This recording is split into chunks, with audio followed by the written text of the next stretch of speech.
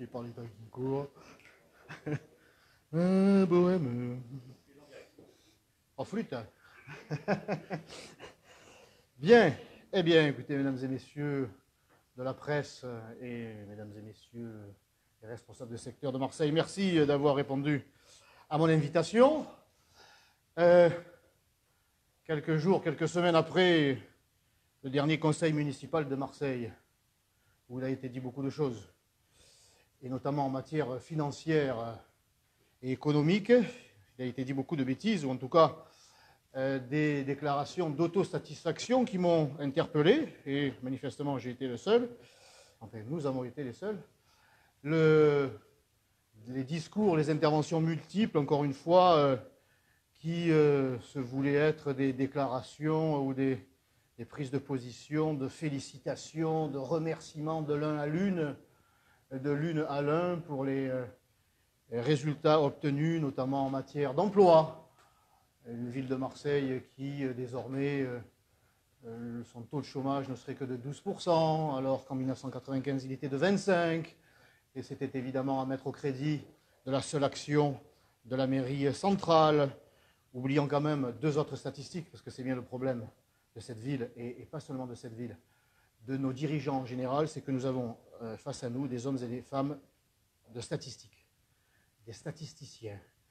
Ils ne sont plus en phase avec la réalité de ce que vivent nos compatriotes et se contentent, se payent de mots, se payent de chiffres en disant ben voilà, on a réduit le chômage à 12%, en oubliant, par exemple, une autre statistique, la réalité que nous vivons, nous, à Marseille, chaque jour, et qui veut que, même si le maire de Marseille n'a pas de baguette magique, il faut croire qu'il en ait une pour avoir transformé les chômeurs en pauvres, puisqu'il y a quand même une statistique beaucoup moins flatteuse, qui veut que 20 à 25% des Marseillais survivent en dessous du seuil de pauvreté. Voilà un chiffre qui mérite d'être connu et que nous vivons, nous, élus et habitants de Marseille, au quotidien.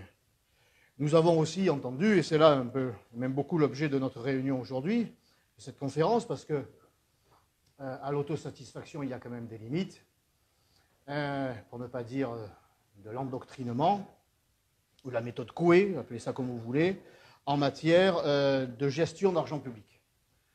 Nous avons entendu le maire de Marseille, on peut quand même considérer, ce n'est pas lui faire offense que de rappeler que ce n'est pas sa tasse de thé, les chiffres en général, enfin les chiffres en particulier et la situation financière de la ville en général. On sait très bien qu'on n'a jamais eu un maire bâtisseur, mais un maire politique. Donc la réalité du terrain en matière de sécurité, de transport, tout ça lui est parfaitement secondaire. C'est un maire politique et qui aura passé essentiellement l'essentiel de ses 4 mandats à faire de la politique, laissant, en soutenant son équipe, qu'il a reconduite mandat après mandat, eh bien, gérer la ville et notamment dans le domaine financier. Le résultat, quel est-il? En cours de la dette, je ne vais pas vous assommer de dizaines de chiffres, vous devez quand même les connaître. C'est vous, d'ailleurs, qui permettez aux Marseillaises et aux Marseillais d'avoir la réalité de la situation financière marseillaise, mais il est quand même bon de les rappeler aujourd'hui. Quand je dis c'est vous la presse, hein, parce qu'il est très compliqué d'obtenir de la part de la ville la réalité de ce que nous souhaitons. J'y reviendrai dans mes propos. Donc un cours de la dette est de 1,660 milliard d'euros. Vous avez tous entendu, comme nous, à l'occasion de ce conseil municipal, une majorité qui trouvait que c'était formidable, ce qui fait quand même 2 000 euros de dette par habitant à Marseille, hein, un record. Marseille est quand même l'une des villes les plus endettées de France. Le remboursement de la dette en 2018, 220 millions d'euros, dont 172 millions d'euros de capital et 47 millions d'intérêts. 47 millions d'intérêts chaque année. Ça nous fait une patinoire chaque année, ça. Eh oui, ça glisse, ça glisse. Plus de 21% donc du remboursement de la dette ne rembourse que les intérêts. Contrairement à Lyon, où c'est 17%, parce qu'il ne rembourse que 43 millions de capital et 9 millions d'intérêts. Évidemment, on ne boxe pas dans la même catégorie. Marseille et Lyon ne sont pas dans la même situation, je vais dire financière, dans la même situation en général. Mais la réalité de la dette, elle est là. Le budget primitif de la ville de Marseille en 2018 était de 1 464 millions d'euros, dont 1,19 milliard d'euros de fonctionnement et 445 millions d'investissement. Si on enlève le remboursement de la dette, le budget d'investissement est de 273 millions. Il n'y a pas de quoi être triomphaliste. Voilà la situation, voilà dans laquelle les 870 000 Marseillais se trouvent. Et pendant ce temps, l'équipe d'experts, l'équipe, encore une fois, qui s'attribue des lauriers, des décorations, de bonne gestion, arguant du fait que, ma foi, ils ont été réélus, ce qui n'est pas faux. Ce qui n'est pas faux, il faudrait quand même que les Marseillaises et les Marseillais, le moment venu, s'en souviennent. Et bien, pendant ce temps, cette municipalité, aux commandes, je le rappelle, de cette ville depuis bientôt un quart de siècle, eh bien, se permet des dépenses somptuaires, dignes d'une ville du Qatar ou des Émirats, et pourtant, la situation est, encore une fois, loin de le permettre. Ça n'a pas empêché Jean-Claude Gaudin et son orchestre de déménager les services municipaux vers la tour, la Marseillaise, pour un coût de 80 millions d'euros. Voilà.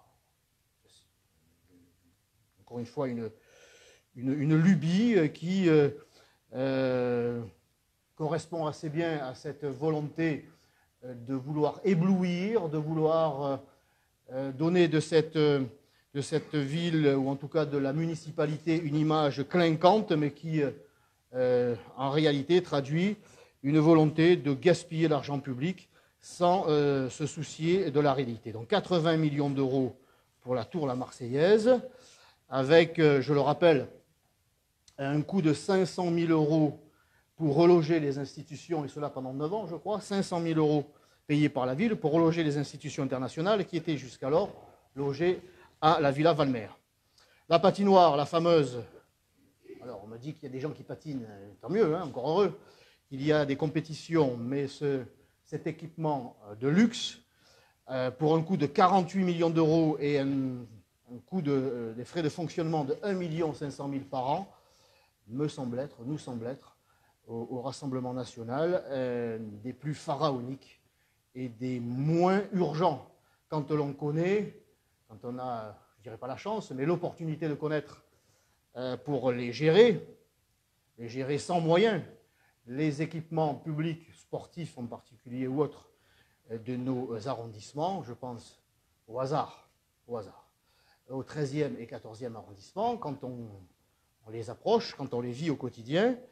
Je pense aussi aux écoles, puisque les écoles, nous avons été les premiers, en fin 2015, début 2016, par la voix de Madame Dangiot, alors ma première adjointe, a demandé un conseil municipal extraordinaire sur les écoles, en proposant au maire de Marseille de réunir les 8 adjoints ad hoc pour faire le point.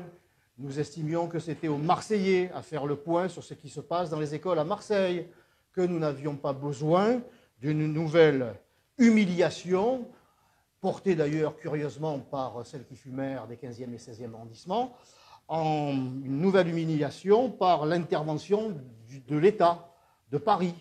C'est Paris qui se croit obligé maintenant de venir faire le point sur ce qui se passe dans nos écoles marseillaises.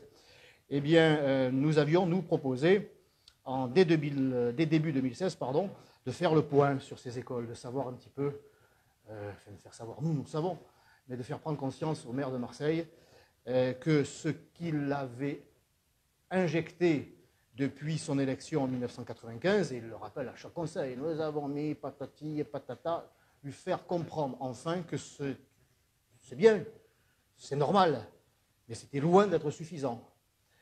Nous n'avons pas été entendus, ils préfèrent donc déménager certains services pour 80 millions d'euros à la Marseillaise, dépenser 48 millions d'euros donc dans la patinoire, continuer à débourser 14 millions d'euros pour le stade Vélodrome. Alors, vous avez sans doute de la mémoire, mesdames et messieurs de la presse, et nos amis aussi, mes amis ici aussi, nous sommes, jusqu'à il y a encore quelque temps, opposés à la vente du stade Vélodrome. Parce que justement, c'était le stade Vélodrome. C'était le stade municipal, c'était le stade des Marseillais. C'était aussi ma façon de voir les choses, comme le maire, comme Jean-Claude Gaudin. Ça fait partie du patrimoine et il n'y a aucune raison que de le brader, de le vendre à n'importe qui. Or, le stade Vélodrome n'est plus le stade Vélodrome, c'est le stade Vélodrome Orange. C'est l'Olympique de Marseille qui le gère.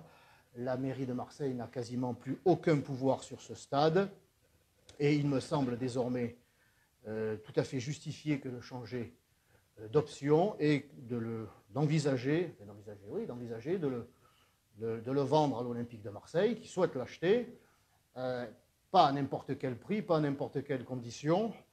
Je ne voudrais pas tomber dans les travers de ce qui s'est passé en Grande-Bretagne, où les stades, une fois vendus, les prix ont flambé, les prix des places. Il y a des garde-fous à mettre évidemment en place, de manière à ce que, au final, ce ne soit pas les supporters qui soient victimes de cette vente. Mais en tout cas, aujourd'hui, ce sont les 870 000 Marseillais qui sont victimes d'un PPP qui leur coûte les yeux de la tête, puisque nous avons encore à payer 25 ou 26 ans, 14 millions d'euros par an, et nous n'avont plus les moyens de nous le permettre. La Villa Valmer, transformée en hôtel, alors 330 000 euros par an de loyer jusqu'en 2078. Une partie de la Villa Valmer, avec, il y avait d'autres projets qui pouvaient quand même être étudiés de façon moins dogmatique, moins politicienne. La mairie de Marseille aurait pu s'y pencher, mais vous le savez aussi bien que moi, lorsqu'elle a pris une décision enfermée dans sa tour d'ivoire, elle n'en sort pas, elle n'écoute pas, elle ne discute pas et n'a pas souhaité se pencher sur un projet d'école qui aurait pu nous rapporter a priori le double. Voilà, encore une décision, j'allais dire souveraine, tout à fait souveraine, mais prise dans le secret et dans le petit comité de ceux qui sont à la tête de cette ville, mais qui ne sont plus au contact de ces réalités. Donc la Dream Team, les experts Gaudin. Le hangar J1, en 2015, la mairie en obtient la gestion jusqu'en décembre 2018, 4 ans après, 450 000 euros de loyer, une subvention de 650 000 euros, toujours évidemment de la même mairie, ainsi qu'un engagement de la mairie à hauteur de 1 million d'euros en nature. Eh bien, le J1, les JO, ce sera pour plus tard. Le J1 n'a ouvert que 4 mois entre 2015 et 2018 et la mairie vient d'en perdre la gestion, revenue dans le giron du Grand Port Maritime de Marseille. Le J1 avait été un lieu emblématique de Marseille, capitale de la culture, mais plus rien n'a été fait depuis. C'est quand même encore beaucoup de moyens gaspillés ou non utilisés, mais le résultat est le même. Beaucoup de moyens financiers qui ne sont pas au service des Marseillais. Alors les piscines marseillaises, ça c'est aussi le feuilleton, hein, il y en a de nombreux, le feuilleton à Marseille.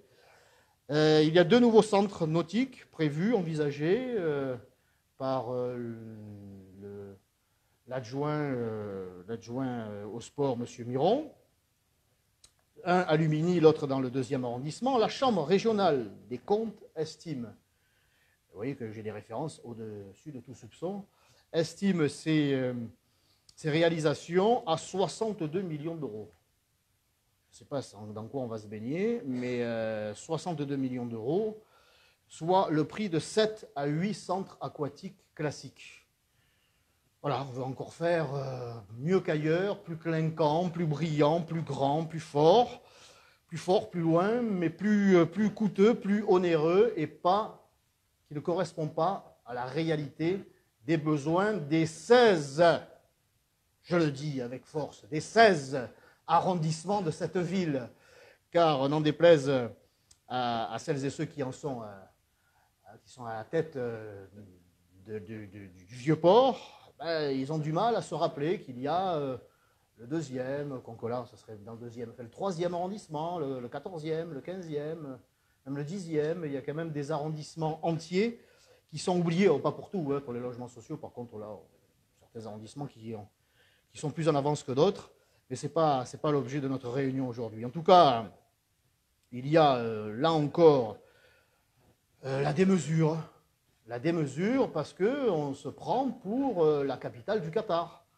On fait fi des réalités fiscales, économiques, financières, et l'on ne prend pas en compte les besoins des Marseillais. On refuse de se rappeler que la ville, comme l'État, a des fonctions régaliennes. D'abord, quand on a les moyens de sa politique. Pourquoi pas? Mais quand on n'a plus les moyens de sa politique, il faut avoir la politique de ses moyens, basée en premier lieu sur les attentes élémentaires, sur les besoins premiers des habitants. Et les habitants, c'est vers leur maire qu'ils s'adressent pour, encore une fois, les écoles, pour les gymnases, pour la voirie, même si ce n'est pas une compétence de la ville, pour leur vie quotidienne. Et la vie quotidienne des Marseillaises et des Marseillais, des 870 000, nous avons la preuve, année après année, que ce n'est plus du tout, alors plus du tout, la priorité de cette municipalité. Il s'en est fallu de peu que Madame Vassal retombe dans ses travers. Bon, j'allais dire, bon sang ne saurait mentir, Madame Vassal, qui voudrait se faire passer pour le nouveau monde marseillais. Elle est quand même issue, puisqu'elle est élue depuis 17 ans, elle a été adjointe à la qualité de la ville. On ne peut pas dire qu'elle est réussie dans ce domaine, et elle s'apprêtait à apporter au Cercle des nageurs de Marseille, qui n'est quand même pas le club le plus en difficulté de la ville, une subvention de 1 800 000 € via le conseil départemental, une subvention qu'elle a fini par retirer sous la pression bien légitime de toutes sortes d'associations ou de Marseillais qui trouvaient là qu'il s'agissait d'une provocation de plus, quand on sait qu'il faut quand même débourser 1 600 € par an, je crois, pour aller faire de brasse dans ce club et être parrainé par 2 membres. Bon, là, c'était vraiment pousser le bouchon un peu loin. Mais bon, les travers demeurent. Elle a été quand même formée par la méthode Gaudin et il n'y a pas de raison qu'elle ne s'en écarte trop vite et trop fort. Alors, à toute critique, après ce constat et ces rappels qui ne sont peut-être pas exhaustifs, parce qu'il y a quand même un certain nombre de choses qui malheureusement nous échappent parce que l'on n'a pas accès à tout.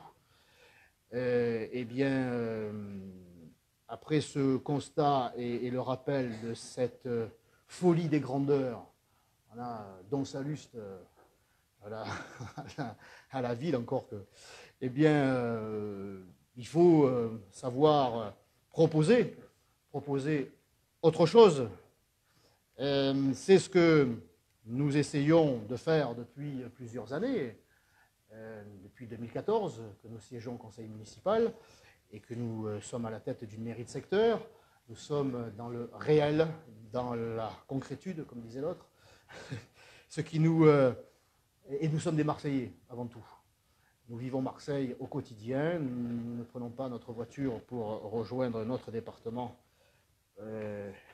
pour rentrer chez nous. Nous prenons le métro, notre scooter, notre voiture pour être à Marseille, pour rester à Marseille, et il ne se passe pas une heure, une minute sans que nous soyons interpellés par son quotidien. Alors, comment faire, comment changer les choses alors qu'il n'y a plus de sous?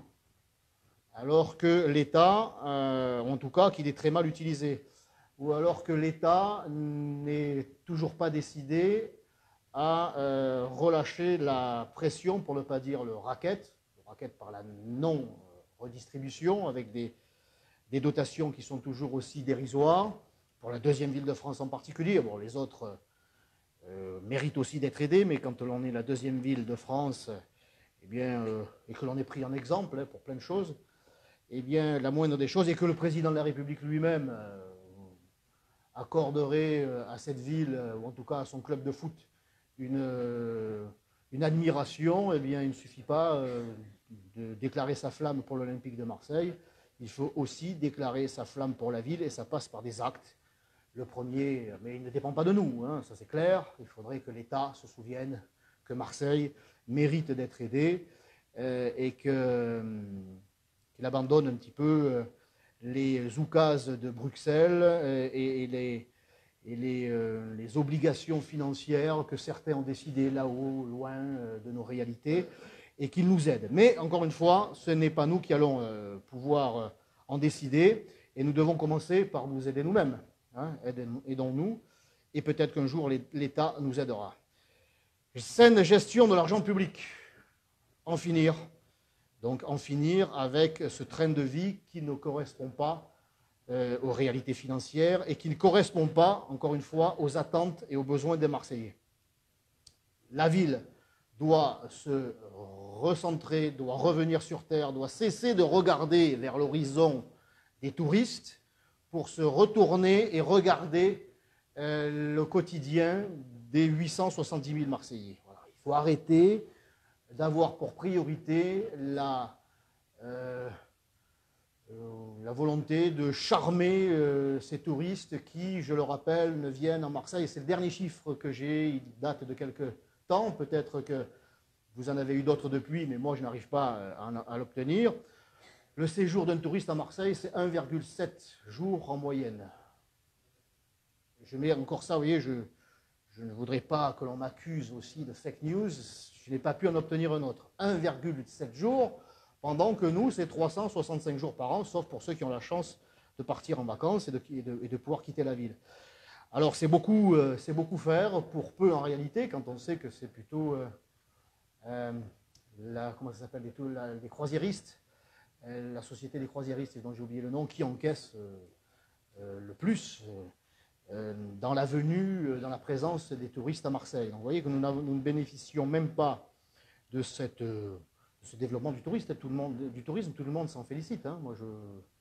C'est bien que le touriste vienne à Marseille, mais à condition qu'il reste, qu'il dépense son argent ici, mais malheureusement, il préfère le dépenser essentiellement puisqu'il est venu voir la Provence. Donc autant aller voir la Provence. Et quand on cherche la Provence, il vaut mieux aller au Beau de Provence, à Aix-en-Provence, à Saint-Rémy-de-Provence, parce que peut-être qu'à Marseille, on n'y trouve pas la Provence que l'on espérait y trouver. D'où on y trouve des immeubles qui s'effondrent à 2 pas du triangle d'or de la zone touristique. On y trouve des individus, ou un individu hier qui, avec son couteau, voulait égorger, poignarder des Marseillaises et des Marseillais et des policiers qui sont obligés d'utiliser leurs armes à quelques mètres, là encore, du Vieux-Port. Évidemment, je ne parle même pas de l'état de saleté de la ville, des transports, ça ne pousse pas le touriste, en plus de l'image provençale de moins en moins prégnante, hein, de moins en moins évidente, pour être politiquement correct. Ce n'est pas moi qui ai qualifié la Canebière de kebab avenue. Et ça ne pousse pas le touriste qui est venu chercher un peu de Provence à rester à Marseille. Alors, tant d'efforts et surtout tant d'argent, tant de projets pharaoniques qui n'ont pas vu le jour, pas encore. Hein, je rappelle le téléphérique, qu'est-ce qui nous avait pondu encore? Le pont de transborder, toutes sortes de projets flamboyants, clinquants, mais qui n'ont jamais vu le jour, en tout cas pas encore. Ce n'est pas moi qui m'en plaindrai. Et il faut absolument se passer de tout ça, éviter d'être encore la risée de la France entière par un tram qui double le métro. Non mais ça, il n'y a qu'à Marseille qu'on voit ça, quoi. Même Pagnol n'y aurait pas pensé. C'est énorme, le tramway qui double le métro. C'est surtout énorme en gaspillage financier. Donc tout ça, je crois qu'il faut encore une fois venir à la raison. Il faudrait faire aussi des... Moi, je ne voudrais pas qu'on m'accuse de dénoncer ou de sous-entendre, mais pour avoir été maire de secteur pendant 3 ans et avoir vu puis le conseil municipal, ces fameux marchés, des mises en concurrence, mais ça, attention, hein, je ne mets pas en doute, je mets pas en doute la mise en concurrence. Mais ce que je constate, ce sont les prix, les coûts de l'entretien ou du changement, par exemple, d'un chauffage dans une école, des fenêtres, tout ce que fait la ville ce à quoi la ville s'emploie par des prestataires, c'est des coûts exorbitants. Exorbitants. Quand vous évoquez dans la conversation avec un professionnel, avec un artisan, marseillais ou autre, qui en a fait remplacer tel équipement dans telle école, dans tel gymnase, il dit, mais je vous le fais pour 2 fois moins cher, moi. Le problème, c'est ce paiement à plus de 2 mois, évidemment que les petits, oui, les petits, on va dire, les artisans, les TPE ne peuvent pas se permettre une telle trésorerie d'attendre 2 mois, 3 mois. Mais on va peut-être se pencher sur cet aspect des choses qui permet à certains d'avoir des marchés en toute légalité. Hein. Faites pas dire ce que je n'ai pas dit. Hein. Mais pour un résultat financier, je ne parle même pas de la qualité, ça, voilà, je n'évoquerai pas ça aujourd'hui. En tout cas, le rapport, la loi qui veut marcher, des appels d'offres, que tout soit encadré, très bien. Mais ce que je constate, c'est que les coûts sont exorbitants. Et il y a là, je crois, matière à creuser, à réfléchir, de manière à... Alors, s'il faut changer la loi, vous savez, je vote la loi et je vous avouerai que je ne la connais pas. Qui la connaissent entièrement. S'il faut changer la loi, on est en train de réfléchir. Même le bilan carbone s'en trouverait amélioré. Et faire travailler un peu nos artisans, quoi. Hein, et à des prix qui permettraient aux finances de la ville de se porter beaucoup mieux. Bon, après, il y a les traditionnels train de vie des élus ou frais de réception ou de faire un effort. Alors il faudra là aussi réfléchir par exemple la création de sociétés d'économie mixte plutôt que de vendre les bijoux de famille. Faire l'inventaire, et c'est là où je vous disais tout à l'heure que nous avions des difficultés à obtenir des informations, faire l'inventaire des actifs de la ville.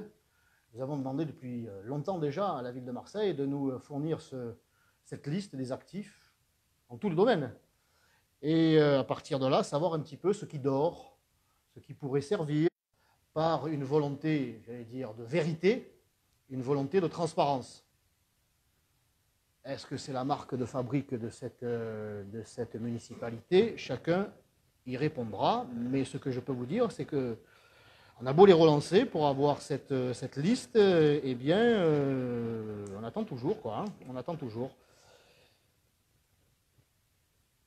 Alors, j'avais évoqué il y a quelques mois un terme peut-être un peu fort, mais la dette étant tellement oppressante, le terme de moratoire sur la dette. Il est néanmoins, si le terme moratoire est un peu fort, il est néanmoins nécessaire, je dirais citoyen, pour employer un terme à la mode. Il serait citoyen que le maire de Marseille, non pas convoque, mais invite les banques pour établir avec elles un nouveau plan de développement de Marseille, demander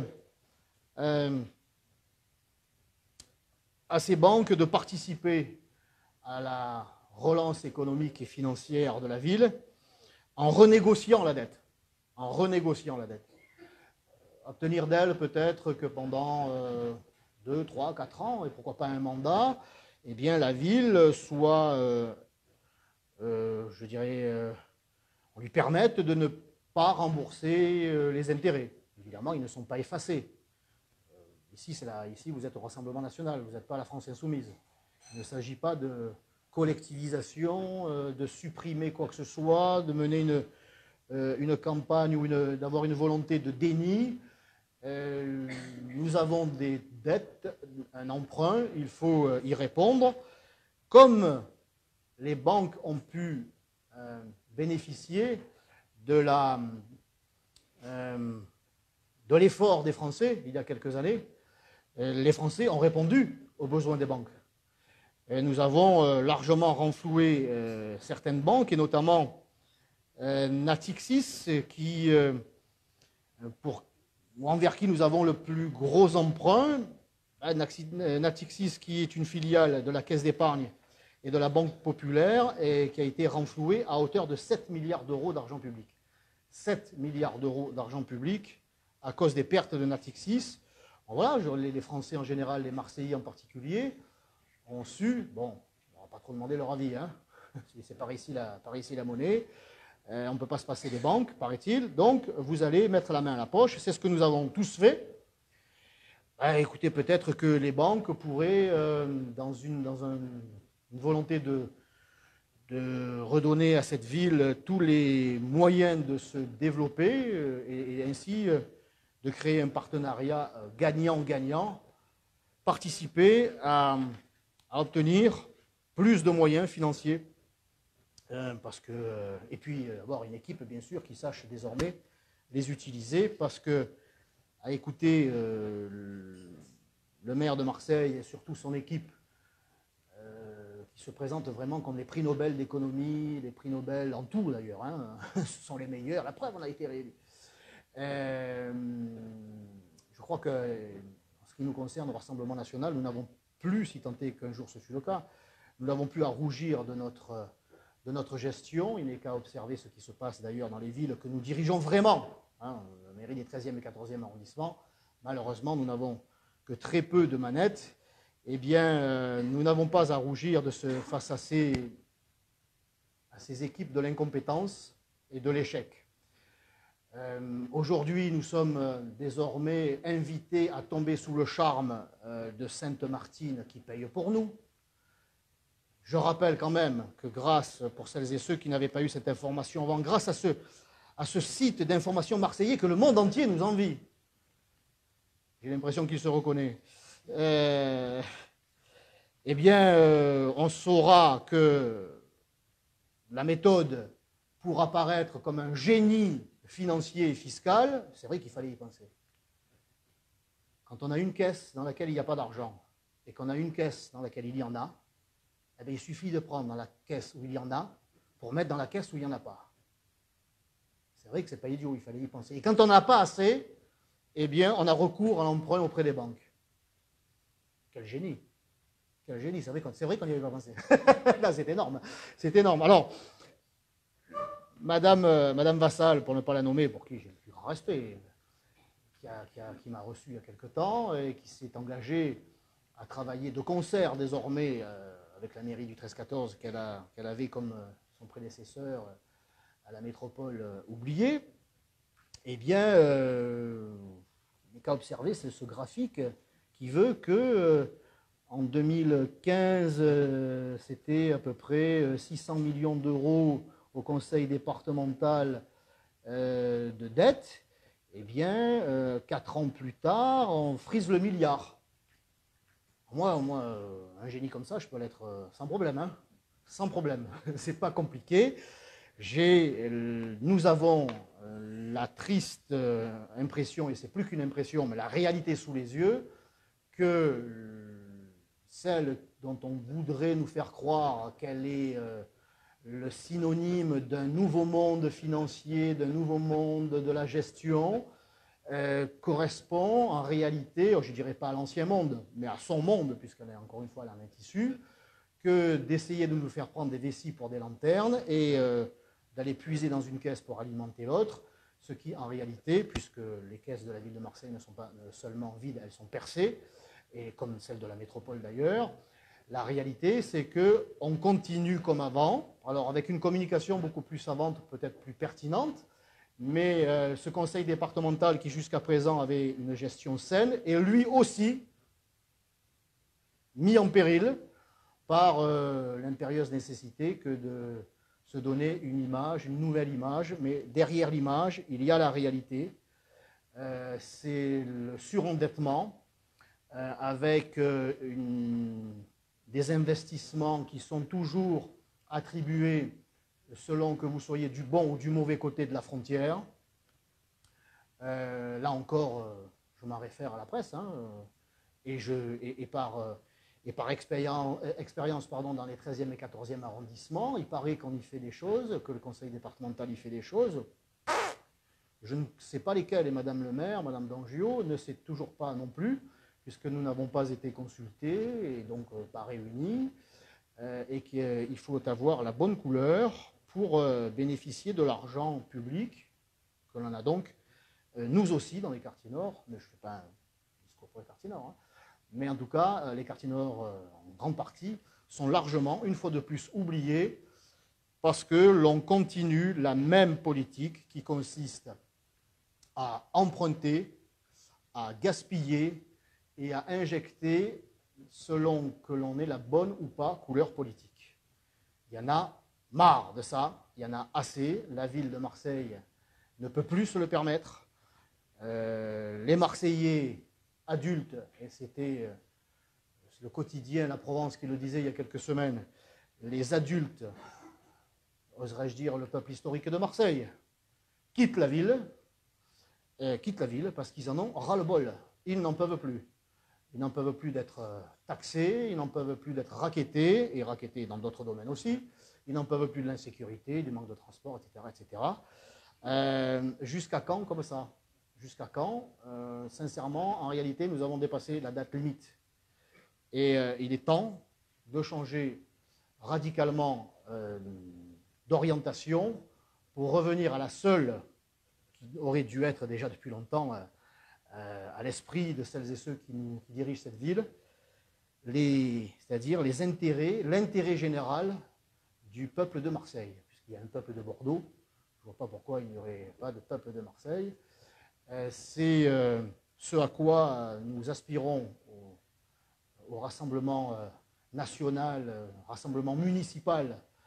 Et il n'est jamais trop tôt pour le faire. Nous sommes en campagne européenne, certes, en campagne des Gilets jaunes, etc. Mais on ne doit pas perdre de vue la réalité qui est celle de la ville de Marseille. Et je crois qu'il était opportun aujourd'hui, mesdames et messieurs de la presse, de vous en dire deux mots. Voilà, j'ai enfin terminé.